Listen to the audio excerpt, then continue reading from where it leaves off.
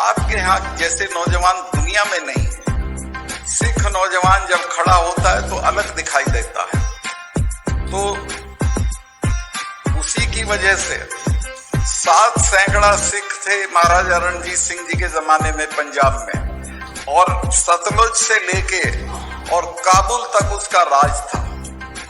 उसकी फौज को देख के एक अंग्रेज औरत ने लिखा कि मुझे लगता है हम गरीब मुल्क के लोग हैं, जिस तरह के कपड़े रणजीत सिंह जी के फौजी पहनते हैं ऐसा इंग्लैंड का फौजी नहीं पहनता। तो एक तरह से आप समझिए, हाँ एक घटना में बताना जरूरी समझता हूँ। ये जो आपकी रियासत थी पटियाला, कपूरथला, नाभा, ये तीनों अंग्रेज की प्रोटीज थी, माने अंग्रेज इनकी हिफाजत करते थे और अंग्रेज के देख रेख में थी। तो एक बार पटियाला की एक रानी का झगड़ा हो गया राजा से। रणजीत सिंह जी की रिश्तेदार थी, उसने चिट्ठी लिख दी कि महाराज ये तो मेरे साथ बदतमीजी कर रहा है और आप आओ हमारा फैसला करा दो। महाराज रणजीत सिंह जी आए और पूरी फौज लेके आ गए, जबकि अंग्रेज से समझौता था कि सतलुज के इधर हम नहीं आएंगे और सतलुज के उधर आप नहीं जाओगे। तो जब फौज लेके आ गए तो महाराजा पटियाला ने डलहौजी को कहा कि भाई ये तो हमला है, इसको तो हमला मानना चाहिए और आप इसका कोई इलाज करो। डलहौजी ने लंदन में पूछा कि भाई क्या करें, फौज लेके आ गया है। लंदन ने कहा कि चुप पड़े रहो, 5-7 दिन में चला जाएगा, वरना जो राज है इसे भी छिनवा लोगे। बोले सोनिहाल। इतनी ताकतवर फौज थी रणजीत सिंह साहब की। उसके तोपची नेपोलियन के जमाने के थे और बेहतरीन किस्म की फौज लेके उसने ठसके के साथ, इज्जत के साथ भारत पे राज किया। एक इलाका है पाकिस्तान और अफगानिस्तान के बीच में जिसको वजीरिस्तान कहते हैं। आज तक उस पे दुनिया के किसी आदमी ने राज नहीं किया, जो करने नहीं देते। वो पठान लोग हैं और आके वो सब चौकियां लूट लेते हैं, हथियार लूट लेते हैं। लेकिन रणजीत सिंह साहब ने हरि सिंह नलवा को वहां का गवर्नर बना दिया। हरि सिंह नलवा 7 साल तक वहां गवर्नर रहे और जब ये पठान ये हरकत करने लगे तो हरि सिंह नलवा साहब ने कहा कि जाओ इनके गांवों में जो जवान हो उसी को मार दो। तो इतना डर गए कि शलवार पहनने लगे नीचे, जो पठानी जिसको बोलते हैं। ये नलवा के डर से ड्रेस पैदा हुई थी कि वही शलवार पहन के रहा करो, नलवा का कोई सिपाही दिखे तो ऊपर बुर्का ओढ़ लो। तो अभी हाल मैंने पता किया कि कोई उनके परिवार में है क्या, तो किसी ने बताया जी उनकी एक पोती है। मैं कहा भाई मैं मिलना चाहूंगा। कहने लगे जी मिलोगे कैसे, वो तो जेल में अपने हस्बैंड को मारने के जुर्म में। तो ऐसी नस्ल थी।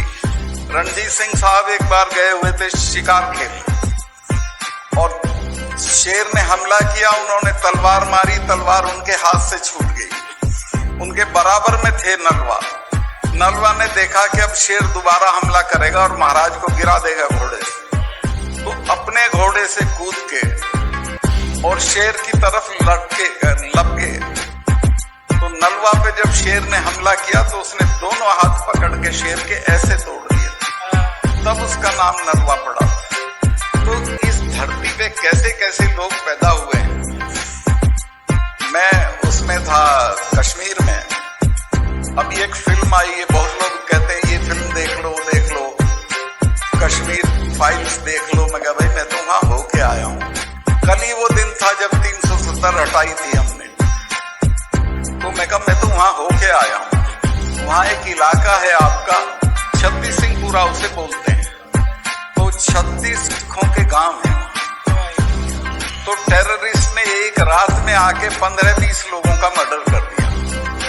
हाहाकार हो गया, सारे देश के सिख सब संगतें सब हमदर्दी में गए और कहा कि चलो यहाँ से। उन्होंने कहा कैसे चले जाएंगे, हम यहीं रहेंगे। और ये घोषणा कर दी कि हम यहाँ रहेंगे, कहीं नहीं जाएंगे। आज सबने हथियार ले लिए, आज तक टेररिस्ट उनके गांव में नहीं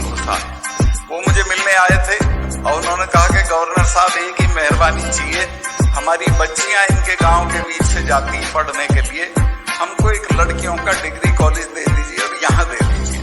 मैंने 5 मिनट में वो डिग्री कॉलेज उनको दे दिया जो बन गया। लेकिन वो कश्मीरी ब्राह्मणों की तरह छोड़ के नहीं भगे, डट गए। ये तो बहुत तादाद में थे, अगर ये डट जाते 2 आदमी इनके मरते तो एक उनका भी मरता और फिर लड़ाई बंद हो जाती। खैर वहां सिखों ने कमाल करके दिखाया और आज छत्तीस सिंहपुरा लोग देखने जाते हैं कैसे लोग। इसके अलावा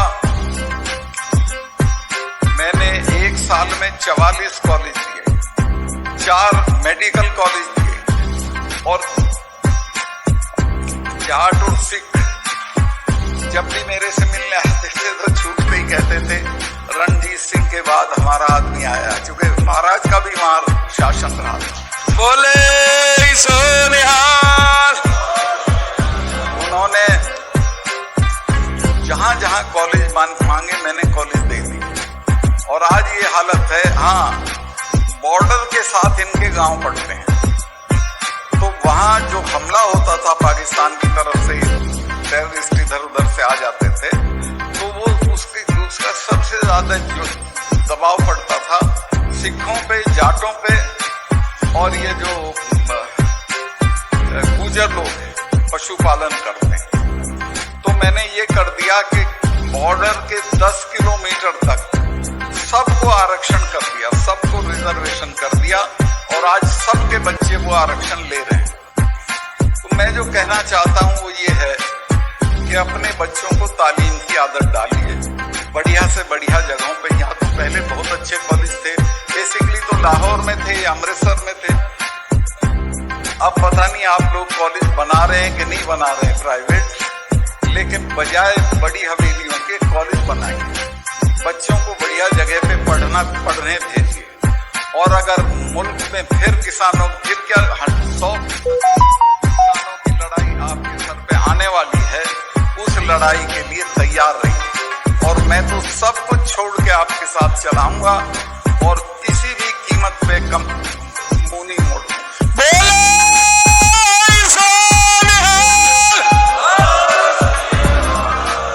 मैं बहुत आभारी हूँ, यहाँ बाबा साहब लोगों का आशीर्वाद मिल गया, शहीदों के परिवार से मिलना हो गया और उनसे मिलना ऐसा है जैसे आप हरिद्वार हो आए, स्नान कर आए।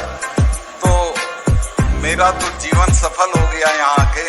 लेकिन मैं ये कहूँगा यहाँ जत्थेदारियों को, बाकी लोगों को कि आप जहाँ मुझे बुलाओगे मैं आऊँगा। मुझे अब कोई काम नहीं है, बच्चा बड़ा हो गया है, मुझे किसी तरह का लोभ लालच चुनाव बिल्कुल नहीं लड़ूंगा किसी के भी कहने से, और मैं पूरी तरह किसान आंदोलन के साथ खड़ा रहूंगा आगे भी। तो मैं काफी वक्त आपका ले लिया, आप साहिबान के दर्शन करके मुझे वाकई ऐसा लग रहा है कि जैसे मैं किसी तीर्थ से वापस जा रहा हूँ। बहुत बहुत शुक्रिया, बहुत बहुत मेहरबानी।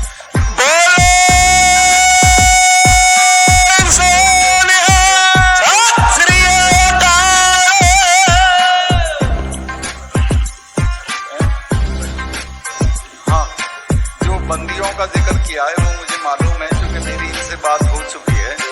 जो सिख भाई बंदी हैं और जिन्होंने अपनी वो काट ली है जेल, उनका मामला मैं पर्सनली उठाऊंगा प्रधानमंत्री के साथ भी और दिल्ली में सुप्रीम कोर्ट वगैरह में भी, और उनकी पूरी मदद करूंगा क्योंकि वो बहुत अन्याय है। अभी तो राजीव गांधी के हत्यारे भी छूट गए, इनका तो पूरा हो गया है टर्म, ये तो छूट ही जाने चाहिए बंदी सिखों के लिए। और ये जो लड़के जो दीप सिंधु के साथ जो इन्वॉल्व कर दिए थे, और मैं किसान यूनियन के लोगों से इस बात पे नाराज भी हूं कि इन्हें खुद कहना चाहिए था कि ये कोई जुर्म नहीं किया था, लाल किले पे चढ़ के इनका हक था, ये नहीं चढ़ सकते तो कौन चढ़ सकता है। तो इनके भी जो मामले होंगे उनमें मैं मदद करूंगा। बहुत बहुत धन्यवाद।